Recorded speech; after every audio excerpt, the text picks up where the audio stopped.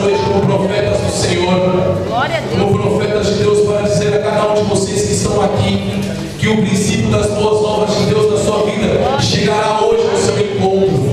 Ele só precisa que você libere o seu coração para receber as boas novas. Ele só espera que você libere o seu coração para que a unção do céu possa ter derramado sobre a sua vida, para que você possa enxergar e contemplar Deus abençoando a sua vida. Nós louvaremos a Deus com dois hinos. Um hino se chama A Procura e o outro hino chama-se Renova. E esses hinos falam de pessoas que dependem de Deus, que precisam de Jesus.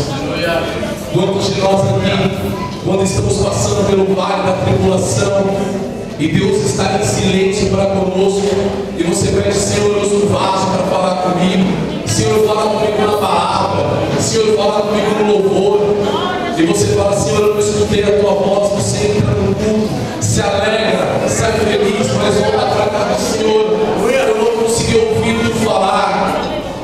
Eu quero dizer a você nessa noite, preste bastante atenção nesse hino, porque o Senhor está falando com você, o Senhor está bradando no seu coração. Todas as vezes que o seu coração se incendeia em chamas, é o Espírito Santo de Deus bradando sobre a sua vida.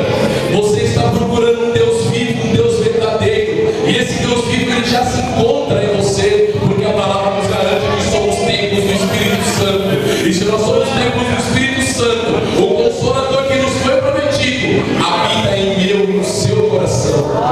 Se você precisa ser renovado nessa noite, creia, porque o Espírito Santo Consolador te renovará. Se você precisa de uma cura nessa noite, creia, porque o Espírito Santo de Deus te curará nessa noite. Se você precisa de uma libertação, creia, porque você sairá liberto daqui, em nome de Jesus.